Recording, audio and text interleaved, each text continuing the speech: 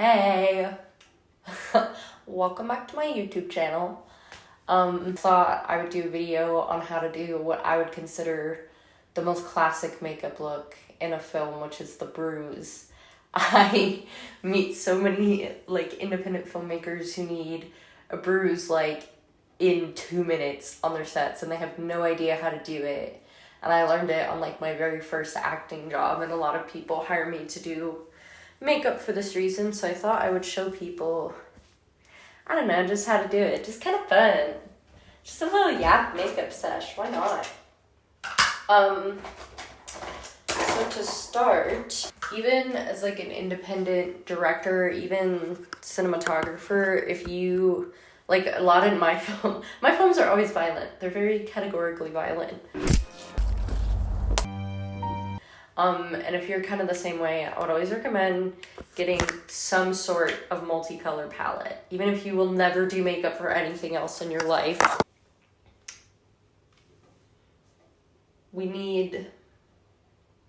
My brain just went so blank. We need multiple colors because the skin is actually a mix of blues, reds, yellows, and even a little bit of greens to make that peachy skin tone color. And that's for any skin tone. You need all four of those to make anything. This is a bit of a newer palette that I'd recommend for filmmakers. I'm a sucker for e.l.f. My rule as a makeup artist is I would never put anything on an actor's face I wouldn't put on my own, especially as an actor. They sell these for $5 to $8. It's not the best because they're a little lighter, but she'll get the job done. And I figured maybe it'd be fun if we did one of both. Yeah, why not? Let me get a brush. She's a makeup artist. Oh, I'm starting with purple, by the way. I think the color in this palette is Royal. It's okay if it's a little glittery, because to be honest, the other colors will balance it out. I'm gonna do it on my wrist. So it's easier to see. But yeah, you're just gonna blend some of that purple in with a nice dark purple base. Okay, this is probably a good enough base. You just wanna, the lighting in here sucks. Let me see if I can fix it. Can you change color down? Oh, that might be kind of better, yeah, for seeing stuff. But just a little purple base, because then what we're gonna do, I'm gonna go in, it's not very fluffy, whatever. Oh, I have to do the purple base in the other one. So in this palette, these ones don't have names because they're baby palettes, but I'm gonna go into this one. We'll do it underneath, so I'm gonna go in here. Yeah, just a good, nice base of purple. Okay, this build's a lot nicer. Now you can see 2 bases of purple. Now we're gonna go in with red. We're gonna start on the older palette.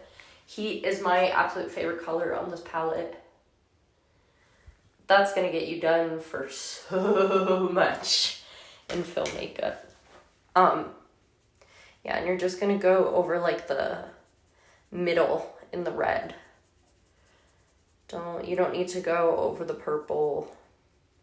Just in the middle. Kind of like this. Yeah, hold on. I'm gonna get a light.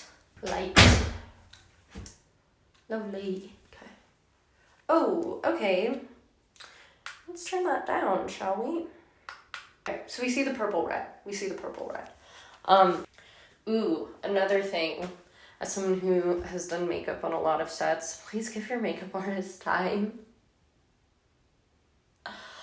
I was working on this set. Oh, okay, we're gonna go into this red, I think. It's a little orangey. That's my problem with this palette. It's a little too orangey for bruises, but we'll see. I don't know, maybe it's really good. I haven't fully used it for a bruise yet. Yeah, I still prefer the top palette, I think. I would always just recommend a palette like this. But if you're strapped for budget and you don't do makeup a lot, I would use something mini like the e.l.f. one. But I'm going to go into Solar, which is this one. Yellow, I think, is the most important part of Bruises. You really just want to put that all over. Because it makes it look aged and gross and grody. That's the secret to Bruises, is a nice bright yellow. See, and this is my other beef with this palette. Glitter. But it's the yellow we have, so it's the yellow we're gonna use. Oh, it's so shiny. No, I think we can dilute it with something else, but oh, can you see that? It's so, yeah, it's so shiny. Versus like, that's like gnarly. That's hilarious. Oh my god. One of my my little secrets when I do Bruises is I do the primary 4 colors in a mix, and then I add like a dark maroon purple to really seal the deal. So I'm gonna go in with that, and I'm gonna lightly, this is so weird. I have to do makeup like this, okay. Just pat around where you've put the yellow and red, because it's gonna deepen the purple. Let me show you what I just did. So you saw the technique, and I can show you what it did. It really makes the yellow and the red pop, and the underneath look like burst veins and like gross, bad bruising. You know what might help? Oh. Whoops. I'd say the closest equivalent in this one is like this, so that's what we're gonna do. I had some auditions this week, and I may have whipped out like a horrible southern accent for one of them. I would normally not recommend, but sometimes you gotta go big or go home. It's so sparkly! Same as the yellow, I like to use a really bright blue, which is again why I love this palette and I'll never get rid of her. Makeup artists don't come for me. Whew. She works for me, that's all that matters. But look at that color. Can you see that? Yeah, she's so blue. And that's a good thing. That's what we want. So I'm gonna put it it's almost kind of like veins. It's gonna look really aggressive when you first put it on, but then you're just gonna wanna buff her out. Yeah, that's looking nice. That's looking nice. Let's get the pretty light. It's looking nice. It's looking bruised. We're gonna go on with just a smidge of green, I think. Normally I don't use green unless it's really gnarly, and I feel like making it really gnarly. So we're gonna go into Evergreen. And I think this corner is missing some gnarl, so I'm just gonna go in with some green. Tapping into where the yellow is too. And I think honestly I want just a little more yellow around the base. And blending is key. Some areas you want to leave under blended, some extra blended. But I think that's looking pretty good. And then we'll finish this one. I don't love her as much as the other one, but shh, don't tell. Okay, we need to do blue. No! The blue in this palette's sparkly. So I'd seriously try to avoid glitter in your Bruise palettes, because obviously you don't have to use e.l.f. They are not sponsored, but if they wanted to sponsor me, I wouldn't complain.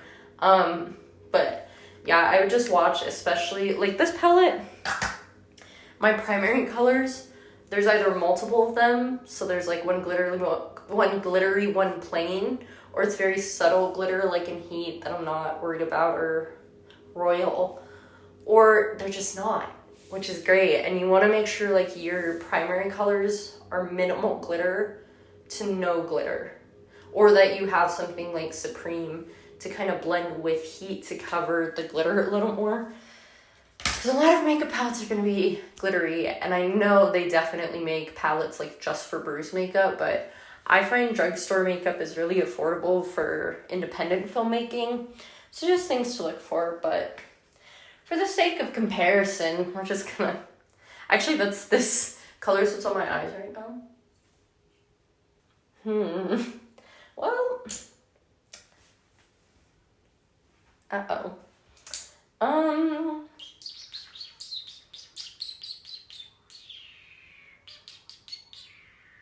Guess we'll go in with some green. I'm gonna go in with this green. I do love this palette for going out makeup though. I got it originally for my senior thesis because we were doing like Y2K girly pop makeup. And this worked fantastic for that. It's just not quite the Bruise palette. Okay. I think that's about as good as we're getting. Let's take a look at these. As you can see, they're both good in their own respects. This one is just like, you can see it's so glittery. Not the vibe. If you're doing a really intense lighting scene, like, you could, if you got it wet, you might be able to pass it off as like sweat. Like, let's try it. Get it wet. Let's see. Yeah, I mean, if it was like wet, harsh lighting, you could get away with it. But again, I wouldn't fully recommend glitter for that kind of thing. And then the top one, I mean, she's just sexy. She works in every lighting. Beautiful, three-dimensional. She's good. Yeah, and then, I don't know, my only advice for bruising would be like, pay attention to contour where you're at. Like, this is a flat space, so you're trying to make it three-dimensional, and for the most part it works, but for the most part, I have a bruise currently. But normally, like, when you would look at a bruise on yourself, it's pretty flat for the most part. You're just trying to give it some gross dimension, so it'll show up on camera, but like, most of the time people are doing them on their faces. Let me push my bangs up. So if you were going like here for a bruise, like an eye bruise, like this is going to be shadowed. You're going to want to heavy put your blues and purples under the brow bone, and then your yellows and greens on the brow bone. Like, if you feel like here, this is so weird, I'm giving an anatomy lesson. You can find your brow bone. It's the bone that your eyebrow's on. And then like again, under here, like this is a crease. This is going to be more purple blue. Your reds will go primarily in the middle. Unless you're going for like a black eye, then I would use that dark maroon red purple like everywhere. But as a rule of thumb, the middle is always lighter than the outside to give it a little dimension, a little pop. And yeah. Slay! Thank you so much for watching. The intros and outros are going to be weird for a while I get used to doing this, so smash that like button, comment. I love yapping at people, if you can't tell. Maybe I should make just a playlist called Yap Fest. That would be my whole life, though. Okay, I need to end this video. Bye!